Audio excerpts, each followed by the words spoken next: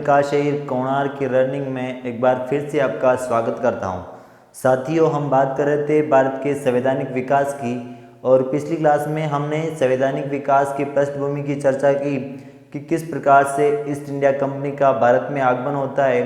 East India company एक व्यापार के उद्देश्य से भारत में आती है और धीरे धीरे राजनीतिक क्षेत्र में अपना नियंत्रण स्थापित कर लेती है और सबसे पहले उसे पुर्तगालियों द्वारा सूरत में व्यापार की अनुमति मिलती है। सूरत में एक व्यापारिक कोठी की स्थापना की जाती है। उसके बाद में धीरे धीरे बंगाल पर नियंत्रण करना चाहती है और दो महत्वपूर्ण युद्ध होते हैं। सबसे पहला जो हमारा युद्ध था वह था प्लासी का युद्ध, उसके बाद में बक्सर का युद्ध। उसके बाद में 1765 में कंपनी द्वारा बंगाल, बिहार और उड़ीसा इन तीन राज्यों में दीवानी और राजस्व का अधिकार प्राप्त कर लिया जाता है। राजस्व या दीवानी के अधिकार से हमारा मतलब है मित्रों कि यहाँ पर कंपनी को टैक्स वसूलने का अधिकार मिल जाता है।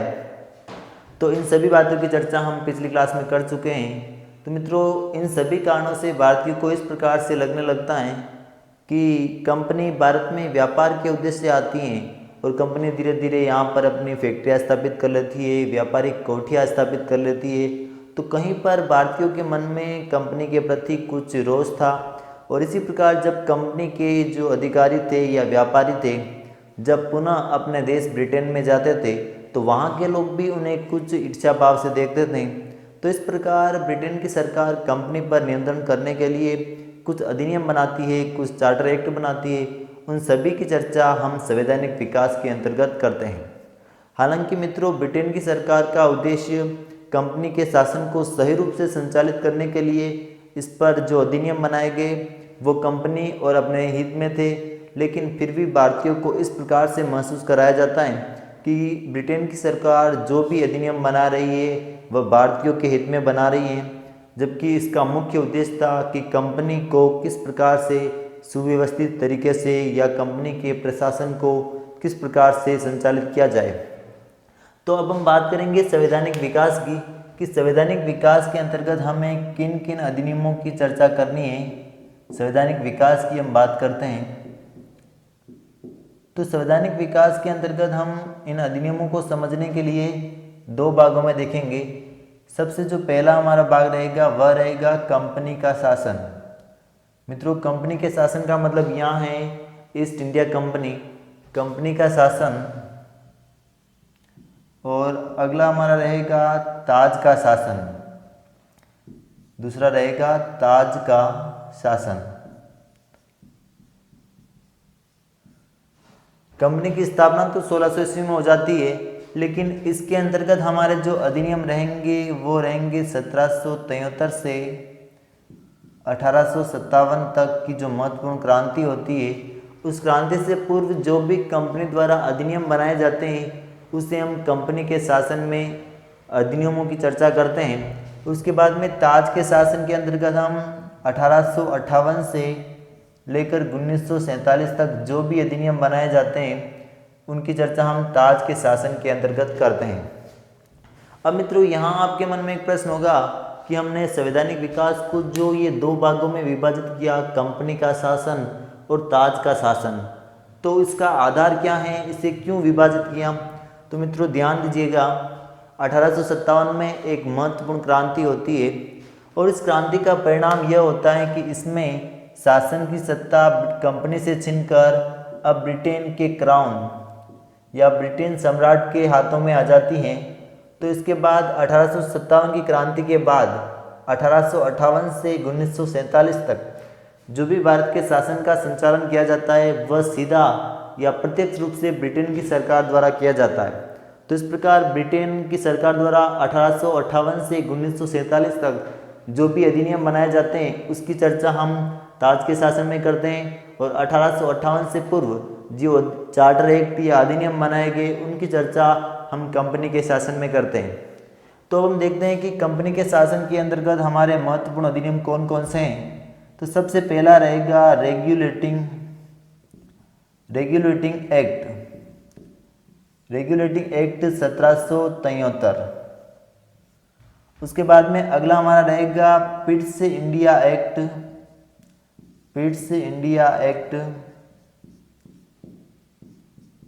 Pitt's India act 1784।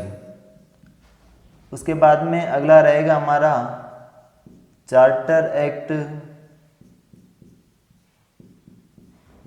1793। उसके बाद में अगला रहेगा चार्टर एक्ट 1813।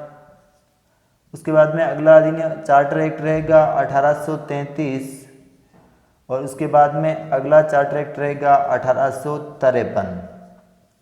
इन सभी अधिनियमों की या सभी चार्टर एक्ट की चर्चा जो हम करेंगे वह कंपनी के शासन के अंतर्गत करेंगे। सबसे पहला जो रहेगा 1773 का रेगुलेटिंग एक्ट, उसके बाद में रहेगा Pitt's India act 1784, charter act 1793, charter act 1813, charter act 1833 और अंत में 1853। इसके बाद हम ताज के शासन में देखते हैं कि सबसे पहला हमारा अधिनियम रहेगा भारत शासन अधिनियम 1858। भारत शासन अधिनियम 1858। उसके बाद में अगला रहेगा भारत परिषद अधिनियम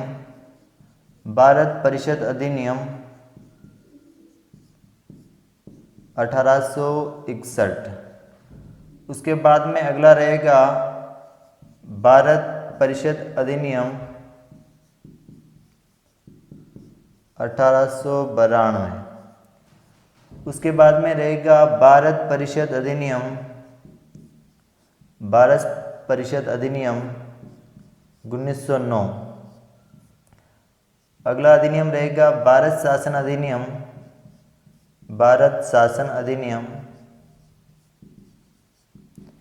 1919। उसके बाद में अगला अधिनियम रहेगा भारत शासन अधिनियम 1935 का अधिनियम और सबसे अंत में रहेगा भारतीय स्वतंत्रता अधिनियम 1947।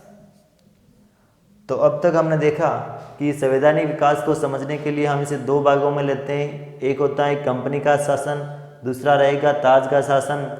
और कंपनी द्वारा जो भी एक्ट बनाए जाते हैं उनकी चर्चा हम कंपनी के शासन में करते हैं और 1857 की क्रांति के बाद जो भी अधिनियम बनाए जाते हैं उनकी चर्चा हम ताज के शासन में करते हैं। सबसे पहला जो हमारा अधिनियम रहेगा 1858 का भारत शासन अधिनियम, उसके बाद में भारत परिषद अधिनियम 1861, उसके बाद में भारत परिषद अधिनियम 1892, 1919, 1909, 1935 और 1947।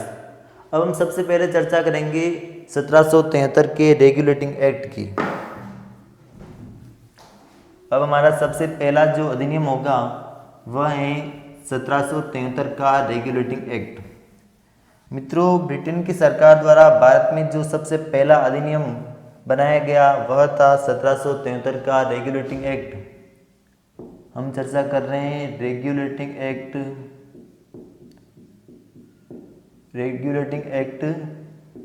1773। इसकी बात करते हैं तो मित्रों यह तत्कालीन प्रधानमंत्री लॉर्ड नॉर्थ की सिफारिश पर, लॉर्ड नॉर्थ, उस समय जो पीएम था ब्रिटेन का वह था लॉर्ड नॉर्थ, तत्कालीन पीएम लॉर्ड नॉर्थ की सिफारिश पर किया जाता है। और 1773 के जो रेगुलेटिंग एक्ट हैं इसका उद्देश्य, तो इसका प्रमुख उद्देश्य ये था कि इस समय कंपनी के व्यापारी अपना निजी व्यापार कर रहे थे या कंपनी में भ्रष्टाचार बढ़ रहा था, तो इसका उद्देश्य था कि कंपनी में व्याप्त भ्रष्टाचार पर या कंपनी के प्रशासन पर नियंत्रण हो, कंपनी के प्रशासन पर नियंत्रण या कंपनी पर अपना किस प्रकार से नियंत्रण किया जाए कि जिससे कंपनी का सही रूप से संचालन किया जाए। उसके बाद में आगे हम इसके अधिनियम की बात करते हैं तो मित्रों इस अधिनियम द्वारा ईस्ट इंडिया कंपनी पर एक पूर्ण रूप से ब्रिटेन की सरकार का नियंत्रण होता है। और उसके बाद में कंपनी को जो भी अपने कार्य करने थे वह ब्रिटेन के अधीन रह के करने थे। उसके बाद में आगे हम बात करते हैं कि इस अधिनियम की सबसे महत्वपूर्ण विशेषताएं क्या है। तो तो इस अधिनियम द्वारा बंगाल के गवर्नर को भारत का गवर्नर बंगाल का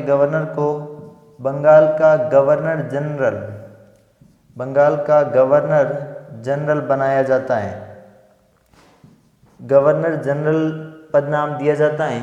सबसे महत्वपूर्ण बात, बंगाल के गवर्नर को बंगाल का गवर्नर जनरल बना दिया जाता है। और बंगाल का जो पहला गवर्नर था वह था लॉर्ड क्लाइव। और बंगाल का प्रथम गवर्नर जनरल वॉरेन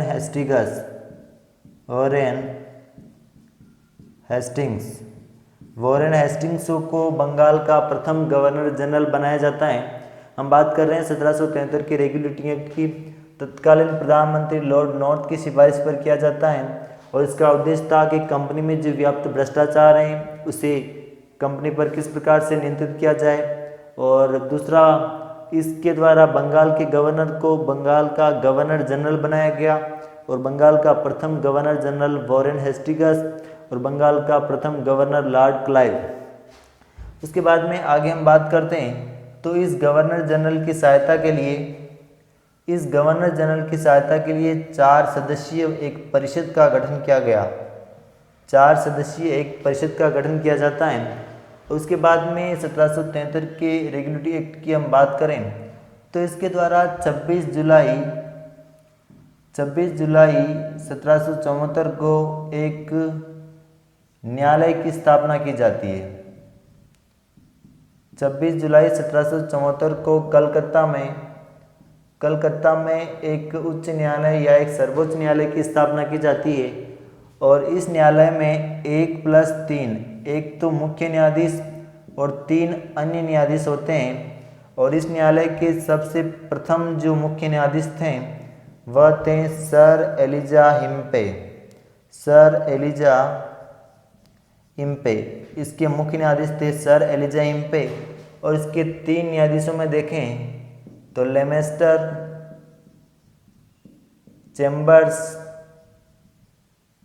चेम्बर्स और हाइड।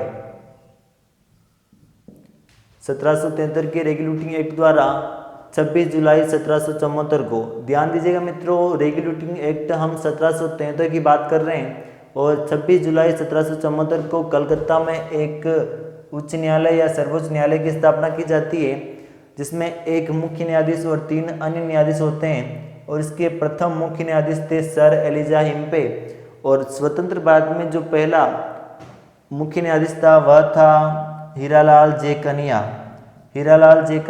और वर्तमान में मुख्य न्यायाधीश हैं अरविंद शरद बोबड़े।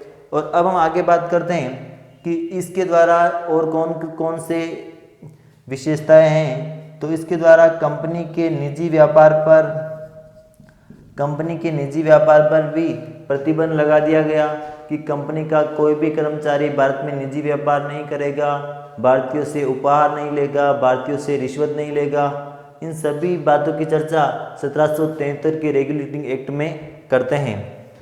उसके बाद में आगे जो हम बात करते हैं कि 1773 के रेगुलेटिंग एक्ट की और विशेषताएं कौन कौन सी हैं।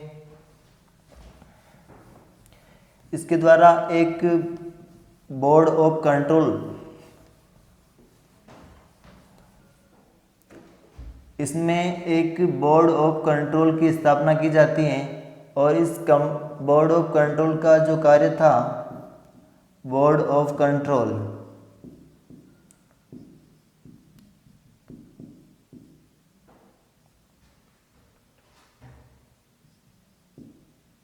कंट्रोल की स्थापना की जाती है। और इसका कार्य था कि भारत में जो भी कंपनी के कार्य हैं या कंपनी जो भी कार्य कर रही है उसकी सूचना ब्रिटेन की सरकार को देना। इस अधिनियम द्वारा एक बोर्ड ऑफ कंट्रोल की स्थापना की जाती है और इसका प्रमुख कार्य था कि भारत में कंपनी जो भी कार्य कर रही है उसकी सूचनाएं ब्रिटेन की सरकार को देना था। तो यहाँ तक हमने बात की 1773 के रेगुलेटिंग एक्ट की। यह तत्कालीन प्रधानमंत्री लॉर्ड नॉर्थ की सिफारिश पर लाया जाता है। इसके द्वारा बंगाल के गवर्नर को बंगाल का गवर्नर जनरल नाम दिया गया, प्रथम गवर्नर जनरल वॉरेन हेस्टिंग्स। और इसके द्वारा सबसे जो महत्वपूर्ण प्रश्न पूछा जा सकता है, इसके द्वारा कलकत्ता में एक सर्वोच्च न्यायालय की स्थापना की जाती है। हालांकि यह एक सर्वोच्च न्यायालय नहीं था, क्योंकि इस न्यायालय के फैसले की अपील हम ब्रिटेन की प्रीवी काउंसिल में कर सकते थे। और प्रीवी काउंसिल से हमारा मतलब है कि ब्रिटेन में एक राजाओं की जो गुप्त सभा होती है उसे हम प्रीवी काउंसिल के नाम से जानते हैं। उसके बाद में अगला हमारा अधिनियम रहेगा 1781 का एक्ट ऑफ सेटलमेंट। अगला जो अधिनियम रहेगा 1781 का act of settlement. Act of settlement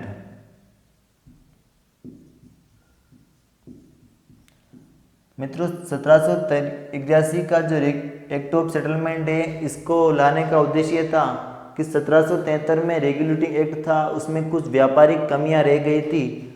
तो इसे तत्कालीन ब्रिटिश संसद में प्रवर समिति के अध्यक्ष एडमंड वर्क की सिफारिश पर लाया जाता है। 1781 के एक्ट को लाने का उद्देश्य यह था कि 1773 के रेगुलेटिंग एक्ट में कुछ व्यापारिक कमियां रह जाती हैं, तो उनमें सुधार करने के लिए 1781 में ब्रिटिश संसद में प्रवर समिति के अध्यक्ष एडमंड वर्क की सिफारिश पर 1781 का एक्ट ऑफ सेटलमेंट लाया जाता है। और इस एक्ट में कहा गया कि अब कलकत्ता की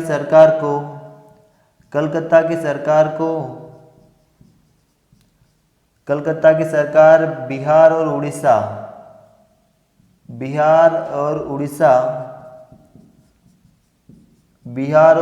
में भी अपना नियंत्रण रख सकेगी। और उसके बाद इसमें कहा गया कि सर्वोच्च न्यायालय जो भी अपने फैसले देगा उसमें वह भारतीयों के धार्मिक और रीति रिवाजों का ध्यान रखेगा। भारतीयों की धार्मिक आस्था और रीति रिवाजों की ध्यान रखेगा। 1781 के एक्ट ऑफ सेटलमेंट को प्रवर समिति के अध्यक्ष एडमंड वर्क की सिफारिश पर लाया जाता है। इसके द्वारा कलकत्ता की सरकार को बिहार और उड़ीसा में भी कानून बनाने की शक्ति दी जाती है। और सर्वोच्च न्यायालय जो भी अपने फैसले देगा वह भारतीयों की धार्मिक आस्था और रीति रिवाज के अनुरूप देगा। उसके बाद में आगे जो हमारा जो अगला अधिनियम रहेगा वो रहेगा 1784 का पिट्स इंडिया एक्ट। 1784 का पिट्स इंडिया एक्ट। मित्रों 1773 के रेगुलेटिंग एक्ट में जो कमियां रह गई थी उसके लिए 1784 में एक नया अधिनियम लाया गया, जिसे हम 1784 का पिट्स इंडिया एक्ट के नाम से जानते हैं। इसे तत्कालीन पीएम विलियम पिट के द्वारा ब्रिटिश संसद में रखा गया, इसलिए इसे विलियम पिट के नाम पर पिट्स इंडिया एक्ट के नाम से भी जाना जाता है। 1783 में डंडाज अधिनियम तथा बाद में 1783 में ही लॉर्ड फोक्स का भारतीय विधेयक ब्रिटेन की संसद में रखा जाता है। लेकिन मित्रों डंडाज अधिनियम और भारतीय विधेयक ब्रिटेन की संसद में पारित नहीं हो पाते हैं। तो इस प्रकार लॉर्ड नॉर्थ और लॉर्ड फोक्स की गठबंधन सरकार को त्यागपत्र देना पड़ता है। मित्रों किसी भारतीय विषय पर एक अंग्रेजी सरकार का त्यागपत्र भारतीय राजनीति में पहला और अंतिम उदाहरण देखने को मिलता है। इस अधिनियम की हम बात करें तो इस अधिनियम के द्वारा कंपनी के कार्यों को राजनीतिक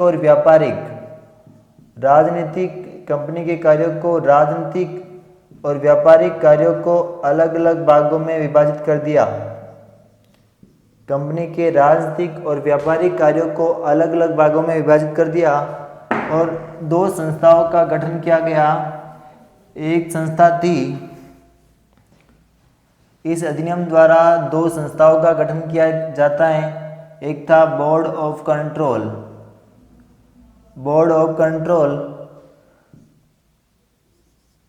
बोर्ड ऑफ डायरेक्टर्स,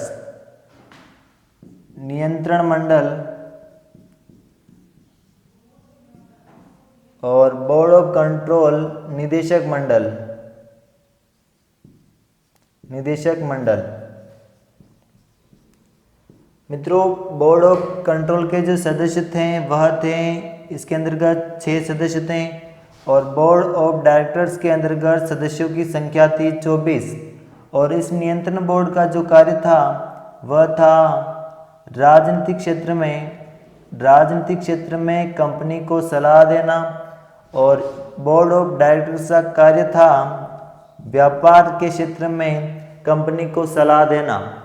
और इस अधिनियम द्वारा नियंत्रण मंडल को यह शक्ति दी गई कि भारत में सभी सैन्य और राजनीतिक इन सभी मामलों पर अपना नियंत्रण भी बोर्ड ऑफ कंट्रोल रखेगा। इस अधिनियम की अगली विशेषता देखते हैं। तो इस अधिनियम द्वारा पहली बार भारत में ब्रिटिश भारत के क्षेत्र को आधिपत्य क्षेत्र कहा गया। ब्रिटिश भारत के क्षेत्र को, इस अधिनियम द्वारा ब्रिटिश भारत के क्षेत्र को ब्रिटिश आधिपत्य क्षेत्र कहा गया। ब्रिटिश आधिपत्य का क्षेत्र कहा गया। तो अब हमने बात की 1784 के पिट्स इंडिया एक्ट की।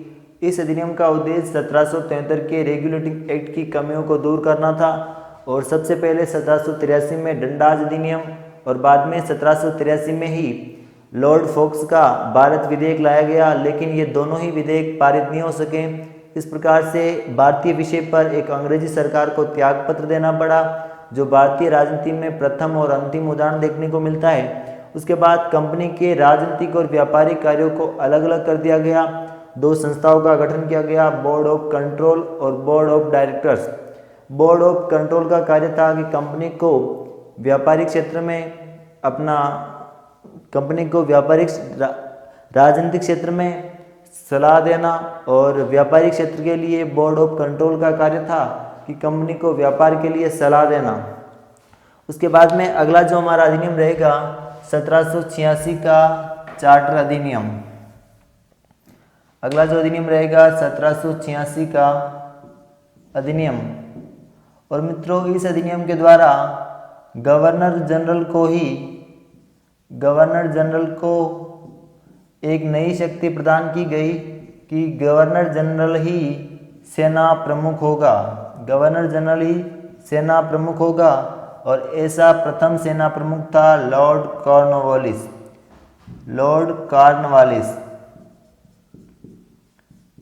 1786 के अधिनियम में कहा गया कि गवर्नर जनरल को एक नई शक्ति प्रदान की जाएगी और गवर्नर जनरल ही सेना प्रमुख होगा। और ऐसा प्रथम गवर्नर था लॉर्ड कॉर्नवालिस, जो सेना प्रमुख भी रहा। उसके बाद में अगला हमारा अधिनियम रहेगा 1793 का अधिनियम, 1793 का चार्टर अधिनियम। चार्टर अधिनियम में कहा गया कि कंपनी का कार्य 20 वर्षों के लिए या कंपनी के अधिकार क्षेत्र को 20 वर्षों के लिए बढ़ा दिया जाता है। इस प्रकार से अब तक हमने जो अधिनियम देखे हैं, 1773 का रेगुलेटिंग एक्ट, 1781 का एक्ट ऑफ सेटलमेंट, 1784 का पिट्स इंडिया एक्ट, और जो भी अधिनियम देखे इन सभी की चर्चा हम संवैधानिक विकास में करते हैं।